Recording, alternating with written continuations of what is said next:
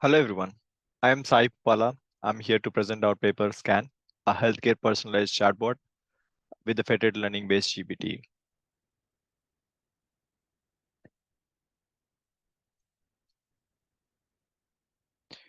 Before we jump into the paper and the concept of what we have implemented in this workshop, I wanted to discuss more about the problem statement and why we have taken this approach or the idea and what are we trying to solve the problem in the healthcare industry.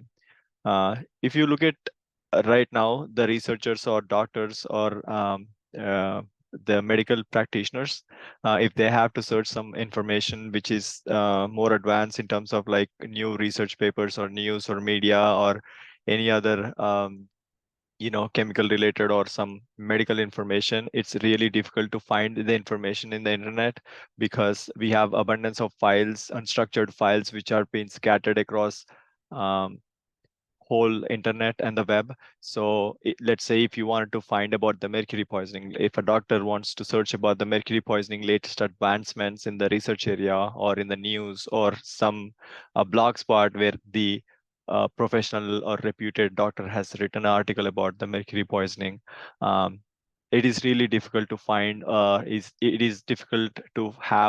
is really difficult for now to find that information in the internet unless and until you spend a lot of time looking for the right area where you can find that information.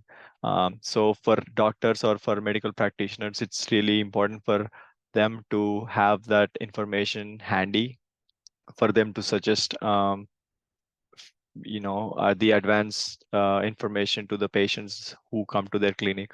So we kind of realized that if we can provide that information to the doctors using the cutting edge technology, it would better assist them to guide the patients who are coming to them with the problems. So I'll jump on to more details of how this tool can be utilized by the doctors. This is on the high level. I'm just trying to explain what is the current problem and what we are trying to solve. So moving on to the introduction, like I said, the goal is to provide the information to the medical professionals onto the fingertip. Think about it like a chat GPT, where if you go in the chat GPT and if you ask any question, it will distill the information for you and provide you with the right answer. So this is a comparison between a ChatGPT to that of Google. Google provides you a search results and ChatGPT provides the answer that you are looking for. So we are trying to provide a solution where doctors has a chat bot where they can come and search for the answers. Now, what differentiate us from to that of ChatGPT? We'll jump onto that in more specifications and what different we are doing that differs from ChatGPT in the real world. One of the problems that we have identified is if you look at ChatGPT, I think ChatGPT has 4.0, released 4.0 recently. And ChatGPT or OpenAI teams take a lot of time to process the incredible amount of data in the internet. And it takes a lot of servers. And if you look at that information, it's always dated like 6 months or 7 months old. So you wouldn't find the real-time information. For instance, if a medical professional is looking for an article which is like 2 days old, it's really difficult to find that information in ChatGPT because it takes a lot of time to process all these huge amounts of data. And the second problem with ChatGPT is it's more generalized. It's not like a domain specific. If you ask any question, let's say, if I ask an acronym for some medical acronym, it could get confused with a lot of other acronyms in, let's say, in industry, manufacturing industry or banking industry. So it's really difficult for it to set the context. So our idea is to, make it more domain specific and provide a more relevant information to doctor and which is updated more frequently rather than just having a 6 or 7 months worth of data, 6 or 7 months old data, which has not been updated yet. So if you, for instance, the ChatGPT has like maybe 4.0 has been updated few months back, but you wouldn't find a new information which has been released like a week back. So that's the third point. And the fourth point, which is really important point, is ChatGPT is not protected in terms of like it is being developed and there are huge number of clusters or servers which are being training on the back end. And all of these servers use traditional machine learning algorithms, and they update this model, and that generative model has been used using different APIs to get that information to the UI where you are seeing the chat GPT. We are introducing a federated learning based approach where the data is extremely protected in different servers, and the transmission of data from one node to another node, or maybe the one cluster to a server, is highly encrypted, and even somebody hacks it, you wouldn't find the information because the model. I'll jump into the federated learning in more details on what that tool is, but just to give you a little bit idea of how important is security in healthcare industry, I have emphasized what federated learning is.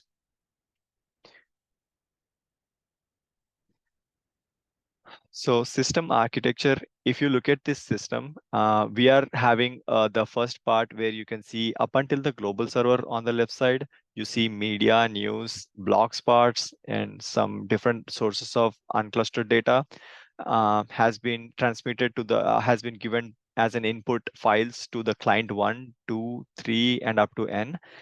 And you can see that there is a back and forth communication between the client 1 and the global server. This whole system up until the global server is called federated learning. How the federated learning works is when you provide an unstructured data to a client 1, it takes that unstructured data and it starts training its local model. We'll jump into the GPT models little later. But let's say if I have given GPT-2 version to a client 1, it takes that media and news, it starts training that GPT-2 model, and after training part is completed, it transmits the model weights rather than model itself. The reason why it's important to transmit, so in the federated learning architecture, we transmit model weights to the global server, and once the global server receives all the model weights, client 1, 2, 3, and up to N, it takes that model weights and it performs the different aggregation steps. So we can look it up in the Google Scholar. There are multiple numerous aggregation techniques, and one of the common aggregation techniques, or I could say one of the initial aggregation techniques, were fed average. It basically takes the weights received from different clients and it aggregates that weight or averages it out and then send it back to client 1, 2, 3, 4. So this process is a repetitive process. As the new information comes in, it constantly, preps itself or updates itself to a brand new information.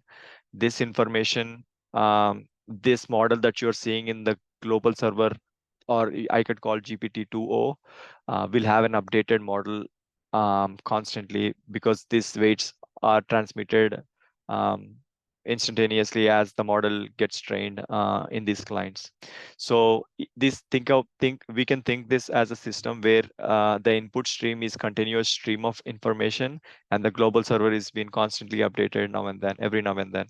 So for an end user, if you want to download any GPT model which is being deployed or have a copy of a GPT in global server, you can download the latest version. Whenever you hit that global server, you will get the updated and latest version, which is, as you can see, from the input stream of data from media and news or blogspot or any unstructured data. As the data comes in, the clients train this data and then send that information to global server, and global server performs the model aggregation. So that's the whole process is called a federated learning.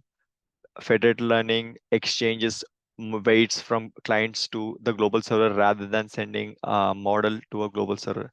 It's important to discuss about federated learning because of two reasons. One, it is highly secure because we are not transmitting any model or the information which is available in the clients. For instance, media, news, it could be some patient information in future as well. Rather than sending the model or the information, we are actually sending model weights to the global server. Even somebody hacks, they wouldn't even know what that model weights represents. We can use different strategies to encrypt this model weights if you choose to. This will give more leverage for hack. This will give more leverage to the system and less accessibility to the hackers in terms of hacking the system. So, so that's a federated learning and how important the federated learning in the healthcare industry. We can discuss more on details on how it will impact, in terms of like enhancing the security. So one of the reasons why it's important to send a numerical array from client 1, 2, 3, 4, or n to the global server, because if you look at any traditional machine learning model, the traditional machine learning model could range from 10 KB all the way to 10 MB. But if you look at LLM model, which is a large language models, each of these language models has close to like 500 MB, or it goes up to 4 to 5 gigabytes of memory.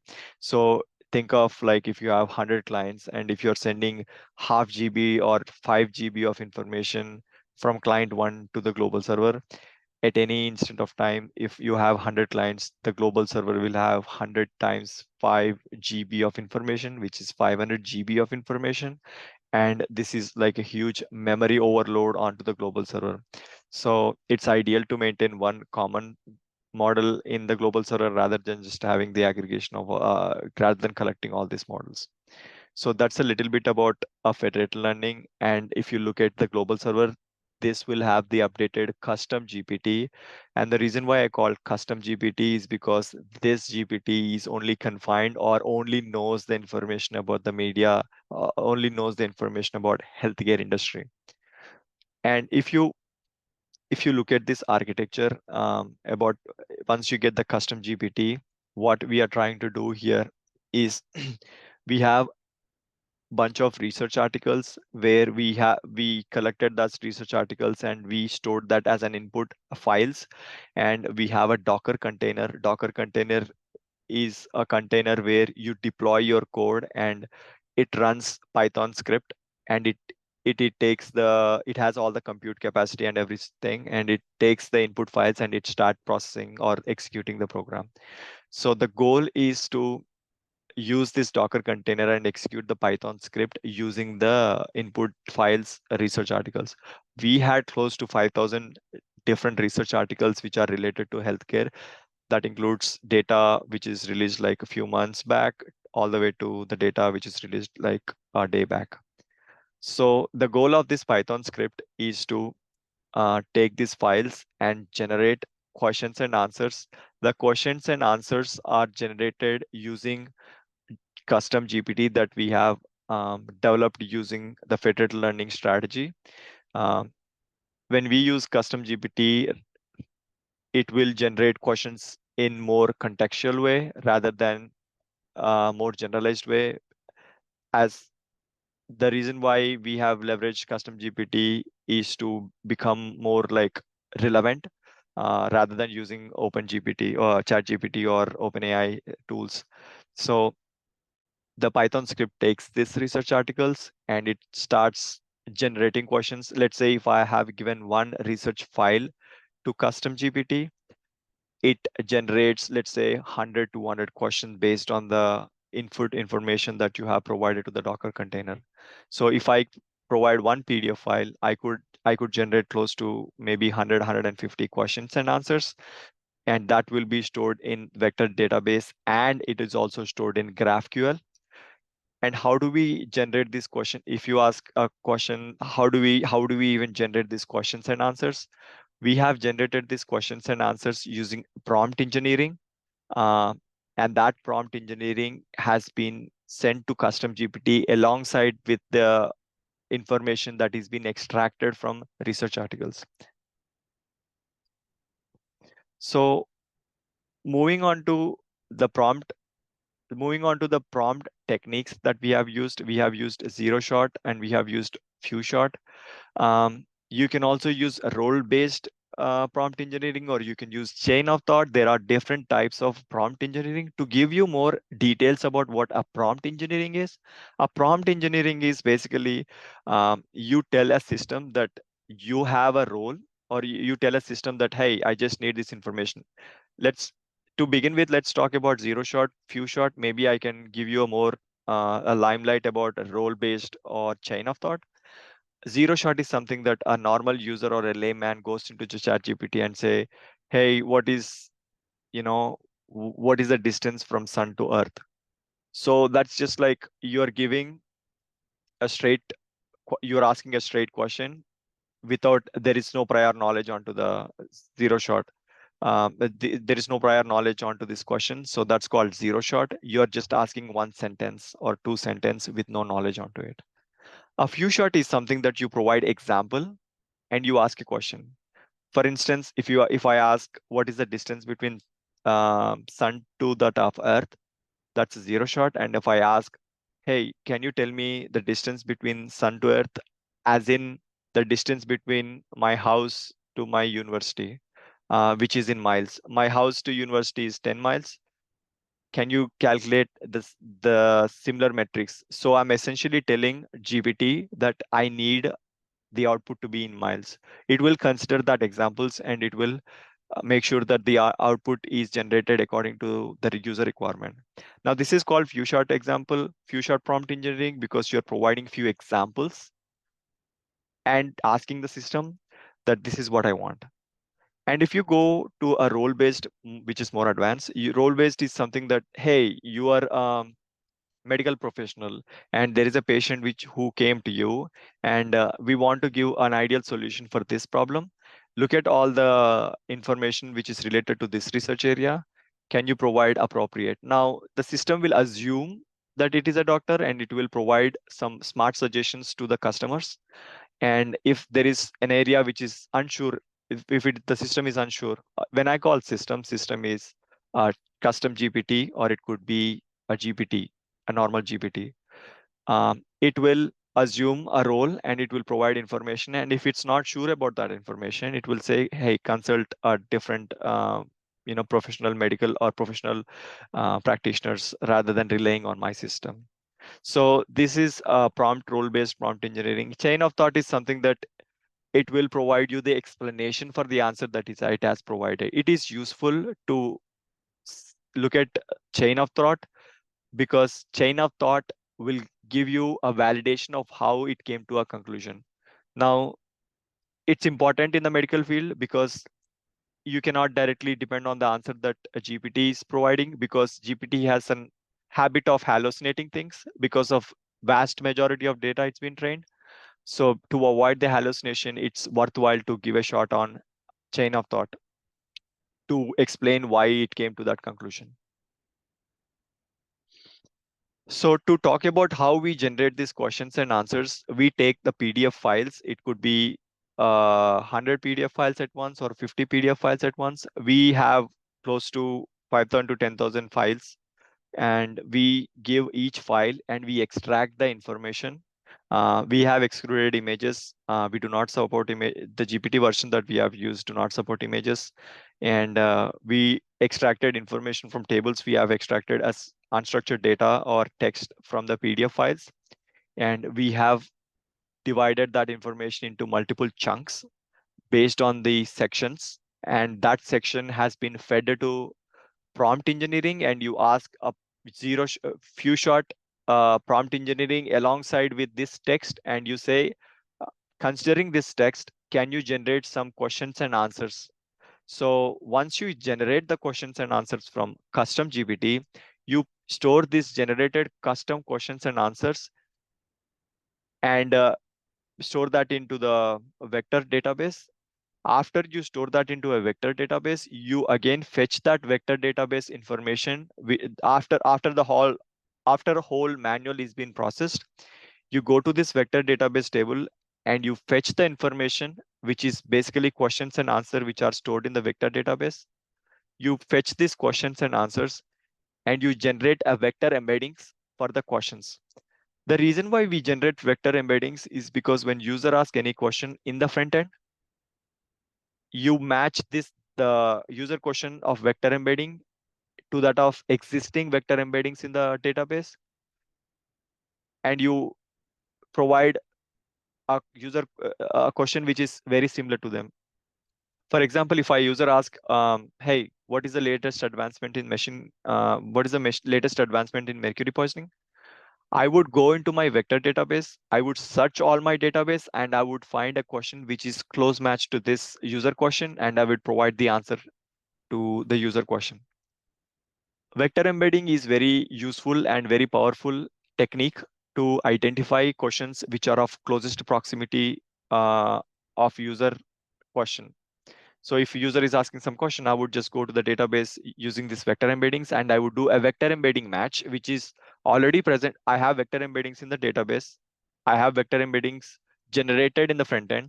I would match in the spatial representation, and I would fetch the nearest closest question, and I would provide the answer to the user. The questions, answers, and vector embeddings are stored in GraphQL. You can see GraphQL as we have utilized OpenSearch. So in OpenSearch, everything is stored. And once user asks any question in the front end, I would generate a vector embedding in the front end. I use that front end generated vector embedding. I would come to the OpenSearch. I would search for the questions which are relevant, and I would provide the answer what user is asking for. So this is the whole process that we have adopted or implemented. And you can also use RAG fusion. So a RAG is something that a retrieval augmented generation is basically when a user asks any question, you would go and search in the PDF files, and you would extract the relevant information, and you would ask that same exact question what user is asking to custom GPT, and say, hey, this is what user is asking, and this is what the block information that I have extracted from PDF. Take this block information. Can you answer the question what user is asking for? Now that is RAG. We have ideas of how to implement RAG in the future. You can see here, this is the UI part where you can see we have select medical context, you have patient information, and you have language. When doctor logs into the system, you can say, we say welcome message. We welcome the doctor in this portal, and we have a patient information. When a doctor enters a patient information, we would fetch the relevant diseases or the relevant problems for that patient, and we would provide that information in the dropdown. When user selects mercury poisoning, or when user select diabetes, you would select the diabetes or mercury poisoning, and you start asking questions. If you can see here in the UI, we have selected mercury poisoning, and we have selected a patient information, Michael. When doctor asks or medical practitioner asks what are new research advancement happened in DMPS, we will provide all that relevant information with this image. This image has been extracted from PDF, although we are not extracting the information from PDF images, but we are using that images to show on the front end. These are the metrics and the stats. You can find this information in the paper that we have released. These are some metrics that we have generated to validate how accurate our custom GPT is before we utilize that for our models. In conclusion, I can say proudly that our system is highly encrypted, highly secure, and can be safely used in the healthcare industry. And it is very useful and powerful tool to get the near real-time information.